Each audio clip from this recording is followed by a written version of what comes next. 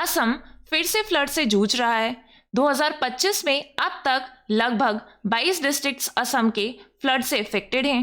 5 लाख से ज़्यादा लोग प्रभावित हैं और 11 लोगों की मौत हो चुकी है। अप्रॉक्सीमेटली 2 लाख इंडिविजुअल्स ने different relief camps and distribution centres पे रिफ्यूज लिया हुआ है। बहुत सारे विलेजेस पानी में सबमर्ज हो गए हैं और हेक्टर्स ऑफ क्रॉपलैंड डैमेज हो चुके हैं। ये डेटा कंटिन्यूसली चेंज हो रहा है। अगर हम टाइमलाइन पे नजर डालें तो सबसे पहले मई 29 को एक डीप डिप्रेशन फॉर्म होता है over coastal Bangladesh and Bengal that weakens into a low pressure system over north east India. तो पूरे नॉर्थ ईस्ट इंडिया में ही बारिश और बाढ़ का कहर जारी है। मई 30 की बात अगर हम देखें तो Guwahati begins receiving extreme rainfall और गुवाहाटी ने अपने पिछले कुछ सालों के रिकॉर्ड्स को ब्रेक कर दिया है। Silchar receives excess of rainfall breaking a 132 year old record. तो यहां पे काफी सारे रिकॉर्ड ब्रेक हुए हैं। ये हर साल होता है। तो क्वेश्चन ये है, असम हर साल फ्लड का शिकार क्यों होता है? क्या ज्योग्राफी, क्लाइमेट या प्लानिंग इसके जिम्मेदार हैं और इसका सॉल्यूशन क्या हो सकता है? हेलो एवरीवन, मैं हूं मेघना और आप सभी का बहुत बहुत स्वागत करती हूं लर्निफाई IQ के यूट्यूब चैनल पर। आज हम असम के बारिश और फ्लड के क्राइसिस को समझेंगे ज्योग्राफी, क्लाइमेट चेंज और ह्यूमन फैक्टर्स के साथ। सबसे पहले हम असम की लोकेशन और टोपोग्राफी को समझते हैं। असम ब्रह्मपुत्र वैली में लोकेटेड है। एक तरह का बाउल शेप टेरेन है। इसके नॉर्थ में अरुणाचल हिल्स और साउथ में मेघालय हिल्स है और असम यहाँ पे क्लोज वैली के फॉर्म में सिचुएटेड है। इस वैली में फ्लो करता है ब्रह्मपुत्र रिवर, एक ब्रेडेड रिवर जिसमें 50 से ज़्यादा ट्रिब्यूटरीज हैं, जैसे सुभानश्री, मानस, सियांग, दिबांग, ये सारी रिवर्स इसमें शामिल है। ब्रेडेड रिवर का मतलब क्या होता है तो हम देख लेते हैं। ब्रेडेड रिवर्स का मतलब होता है रिवर के कई छोटे छोटे चैनल्स जो बार बार कोर्स चेंज करते हैं। इससे फ्लड का रिस्क बढ़ जाता है। आप यहाँ इस इमेज में देख सकते हैं।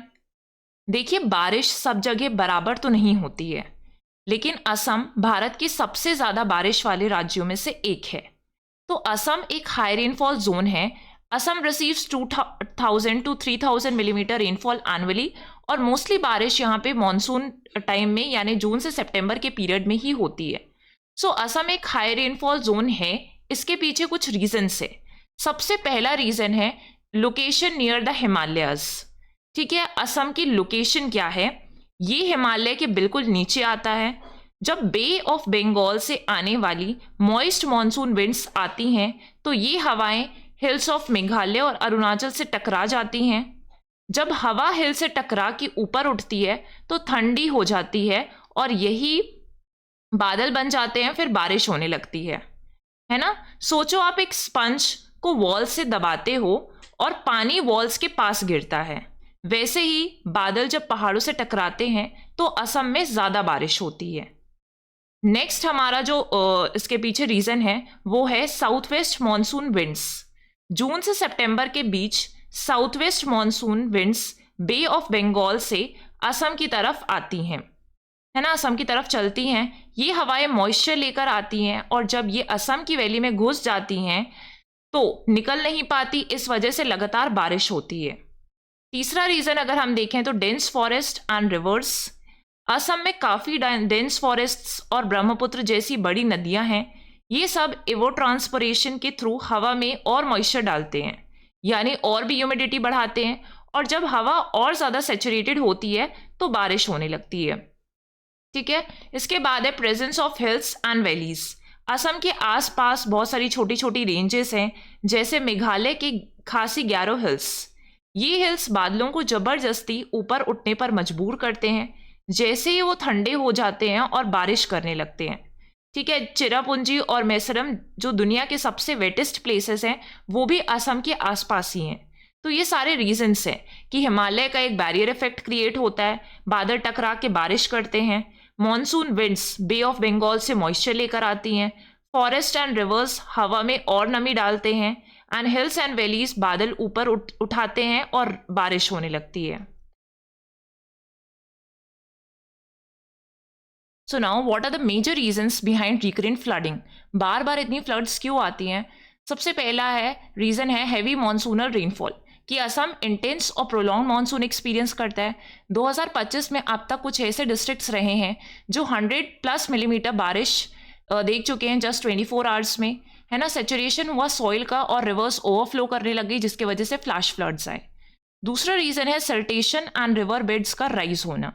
सो यहाँ एक इंपॉर्टेंट रीज़न है जो शायद लोग इग्नोर कर देते हैं, वो है सिल्टेशन। ठीक है, डिफॉरेस्टेशन से सॉइल इरोशन होती है, ये मिट्टी रिवर्स में जाकर डिपॉजिट होती है, स्पेशली ब्रह्मपुत्र में यहाँ पर, और इससे रिवर बेड ऊपर उठता है और पानी होल्ड करने की कैपेसिटी कम हो जाती है। जब रिवर बेड ऊपर होता है तो छोटी सी बारिश भी फ्लड बन जाती है। So siltation is a geomorphological process where fine particles are deposited elevating river beds, a common feature in young and active rivers. इसके बाद जो रीज़न है वो है क्लाइमेट चेंज का इफेक्ट। सो आपको लगता होगा कि फ्लड्स सिर्फ बारिश से ही होते हैं, लेकिन क्लाइमेट चेंज इसका एक्सेलेरेटर बन चुका है अब, राइट, बन गया है ये। और रेनफॉल पैटर्न अब एरेटिक हो चुका है, हैवी रेनफॉल शॉर्ट स्पैन में होता है, हिमालयन ग्लेशियर मेल्ट भी हो रहे हैं, तो वाटर लेवल्स बढ़ रहा है। इस सब का मतलब ये सब रीज़न है जिसकी वजह से इतनी फ्लैश फ्लड्स और ये सब आ रहे हैं। ठीक है, सो फ्लड्स प्रिडिक्टेबल नहीं रहे हैं, वो सडन और डिस्ट्रक्टिव बन गए हैं आज के टाइम पर। इसके बाद जो रीज़न है वो है डैम रिलीजेस का भी एक इम्पॉर्टेंट रोल होता है। ठीक है, जो ऊपर के एरियाज में डैम्स वगैरह बने हुए हैं वहाँ से अगर पानी रिलीज कर दिया गया है तो वो एक रीज़न है। सो एक और इम्पॉर्टेंट फैक्टर है डैम से पानी छोड़ना। अपस्ट्रीम एरियाज जैसे अरुणाचल हो गया, भूटान है, चाइना है, चाइना के डैम्स कभी कभी सडन वाटर रिलीज कर देते हैं बिना प्रॉपर वार्निंग के, और ये रिलीज डाउनस्ट्रीम में असम में फ्लड सिचुएशन और ख़राब कर देता है।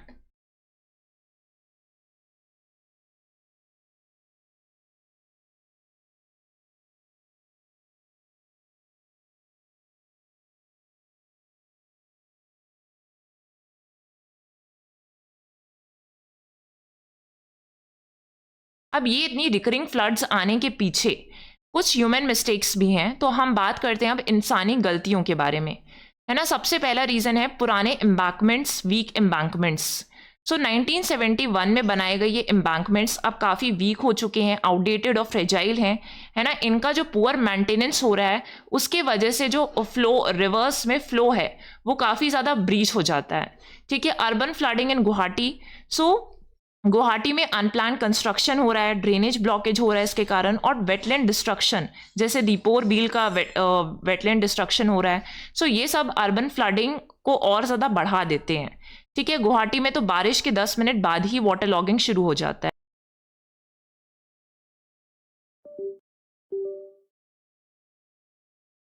Storm water. ठीक है, इसके बाद कुछ सोशियो इकोनॉमिक इम्पैक्ट है फ्लड के। तो यहाँ पे ये फ्लड सिर्फ एनवायरनमेंट का इशू नहीं है, ये एक ह्यूमैनिटेरियन क्राइसिस भी है। बहुत सारे घर डूब जाते हैं इसमें, खेत और क्रॉप्स बर्बाद हो जाते हैं, स्कूल्स और हॉस्पिटल्स बंद हो जाते हैं, लोग हर साल रिलीफ कैंप्स में रहने के लिए मजबूर हो जाते हैं। सो हर साल के बाद यहाँ की फैमिलीज़ को फिर से एक लाइफ शुरू करनी पड़ती है अपनी, फ्लड वगैरह ख़त्म होने के बाद, ये क्राइसिस ख़त्म होने के बाद वो लोग एक नई लाइफ की शुरुआत करने के लिए मजबूर हो जाते हैं। ठीक है, so what are the long term and sustainable solutions for this problem. सबसे पहले एक स्ट्रैटेजी आती है ड्रेजिंग ऑफ रिवर, है ना, नदियों से सिल्ट निकालना ताकि उनकी डेप्थ बढ़ जाए। अगर नदियों की डेप्थ बढ़ती है तो ये प्रॉब्लम हम कुछ हद तक सॉल्व करने के लिए मतलब इस तरफ अग्रसर हैं। दूसरी चीज़ है स्ट्रॉन्ग एम्बैंकमेंट्स बनाना, तो modern flood resistant structure use करना। ठीक है, रियल टाइम हम फोरकास्टिंग करने की कोशिश करें, आईओटी का यूज़ करें, सैटेलाइट से वार्निंग, अर्ली वार्निंग सिस्टम्स दें। तो ये सारी चीज़ें करना है ताकि लोग प्रॉपर रिलीफ कैंप्स में जा सके, उन्हें पहले से अंदाज़ा लग सके फ्लड्स आ सकती हैं और इतना ज़्यादा डिवास्टेशन हो सकता है। ठीक है, wetland restoration, natural flood buffer zones को बचाना, इंटर स्टेट वाटर मैनेजमेंट करना, better coordination with Bhutan, Arunachal, China on dam flows की वो कब कैसे करेंगे, इसमें कोऑर्डिनेशन होना बहुत ज़्यादा ज़रूरी है कि वो कब कितना पानी रिलीज़ करने वाले हैं। और सबसे ज़रूरी चीज़ कम्युनिटी की अवेयरनेस, कम्युनिटी को ट्रेनिंग देना। सो जो गांव लेवल पर डिज़ास्टर प्रिपेयर्डनेस सिखाना लोगों को, है ना, कि वो जब ऐसा कुछ हो, डिज़ास्टर आए तो उन्हें क्या करना चाहिए वो कदम उठा सकें, राइट। सो स्टूडेंट्स, आपने देखा कि असम के फ्लड्स नेचुरल भी हैं और मैनमेड भी हैं। ज्योग्राफी तो पहले से ही वनरेबल बनाता है इस एरिया को, लेकिन poor planning, climate change, infrastructure failure, coordination की कमी, ये सब मिलकर इस प्रॉब्लम को हर साल के लिए एक डिजास्टर बना चुके हैं। सो फ्लड एक प्राकृतिक घटना है, लेकिन डिजास्टर एक मानव निर्मित क्राइसिस होता है। ठीक है, सो आज के वीडियो में हमने काफ़ी सारे चीज़ें जानी कि असम इतना फ्लड प्रोन क्यों है, जोग्राफिकली क्यों है, अलग अलग फैक्टर्स, ब्रह्मपुत्र जो रिवर आती है उसमें इतनी सारी ट्रिब्यूटरीज है, वो उसके लिए रिस्पॉन्सिबल है। सो हमने सारी चीज़ें देखी। सो आज के इस वीडियो में इतना ही। अगर आपको ये वीडियो अच्छा लगा है तो लाइक और सब्सक्राइब कर सकते हैं हमारे चैनल को। ठीक है, शेयर कर सकते हैं आप। So thank you everyone.